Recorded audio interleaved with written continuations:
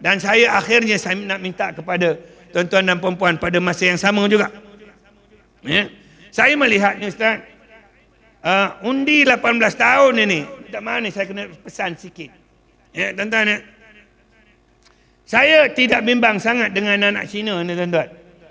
Sebab anak-anak Cina ini bab politik ni dia sentiasa, orang putih kata aware dan alert.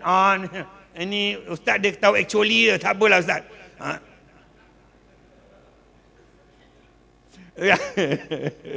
Saya nak sebut tuan-tuan apa tu ya. Kalau tuan-tuan tanya saya, anak Cina 18 tahun dengan anak Melayu 18 tahun, saya cukup bimbang dengan anak Melayu ni. Minta maaf ni tuan-tuan ya. Tuan-tuan nak cari umur 18 tahun anak Cina menagih dadah tersangat sedikit. Tuan-tuan nak cari anak Cina 18 tahun merempit, tak ada. Kalau ada, Cina masuk Melayu dah.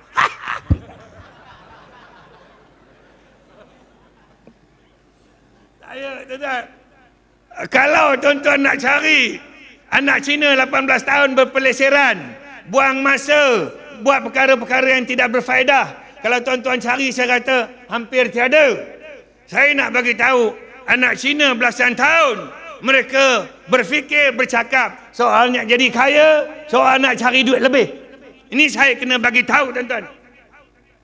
Tapi kalau tuan-tuan tengok anak-anak kita, minta maaf ni, bukan nak kutuk orang Melayu, tak ada. Saya nak sebut ni, kalau saya boleh menghadapi saudara mara, anak adik-beradik, kutukan. Kalau tuan-tuan tengok kadang-kadang naik kapal terbang, dia tengok kita macam nak telan tau.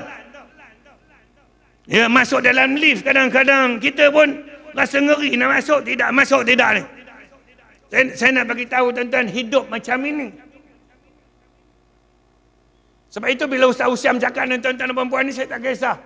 Tetapi bila saya cakap ni, saya kena fikir 2-3 kali. Nak cakap tidak, nak cakap tidak. Sebab itu bila saya sentuh sikit tentang bahasa Melayu, tuan-tuan jangan kecil hati. Ini satu pesanan saya. Saya tidak ada masalah nak bercakap soal bangsa saya, tuan-tuan. Sebab itu tuan-tuan boleh tengok kubur dia hebat-hebat, mewah-mewah belaka. Sebab mereka banyak duit. Dunia pun banyak duit, mati pun banyak duit. Tapi saya bimbang, tuan-tuan dan puan-puan ini. Saya cukup bimbang. Tuan-tuan ambil 18 tahun. Ustaz sebut tadi dok main game lagi, tuan-tuan tengok. Dok main game, apa lagi tuan-tuan nak cakap tentang masalah anak-anak muda kita belasan tahun. Saya nak sebut tuan-tuan, 18 tahun anak-anak Islam kita ini masih belum lagi serius tentang politik, tentang ekonomi. Yang dia tahu asyik nak seronok.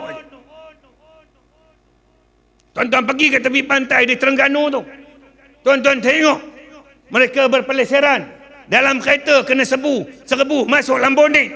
Baru-baru ni tadi cerita dengan kitanya, buat kerja dalam kereta, di tepi pantai tu, orang duk ketuk, dia masuk ke bonet dia.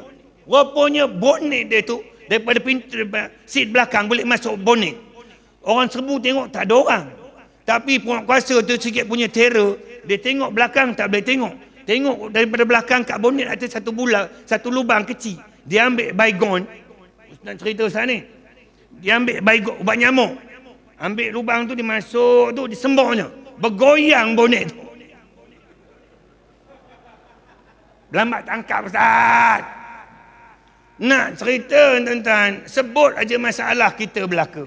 Saya bimbang tuan-tuan, selagi orang Melayu, umat Islam ini, dia tidak serius tentang kehidupan, walaupun sepatutnya, bila saya sebut perkara-perkara yang tak elok tadi, kitalah sepatutnya yang menjadi jago, orang yang paling kurang sekali buat benda-benda yang tak elok.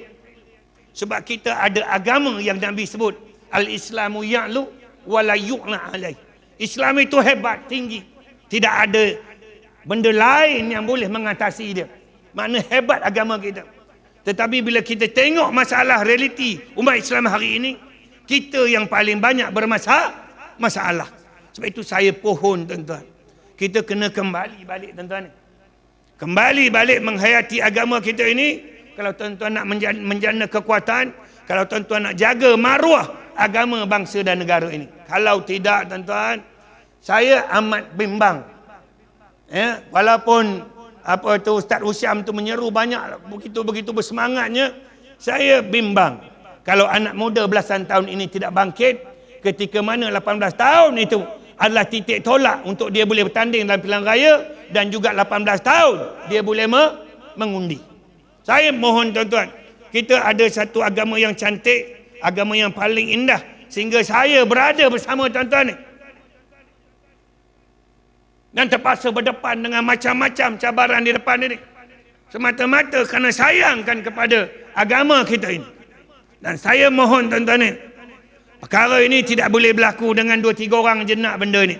Dia perlu disambut oleh seluruh umat Islam ini.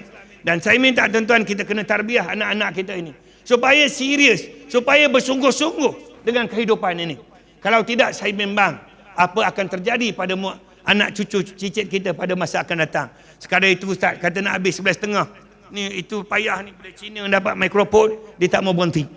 Jadi minta maaf banyak Ustaz kalau terlebih cakap Ustaz, apa kan, dan saya nak mengulangi sekali lagi Ustaz apa yang saya sebut tadi.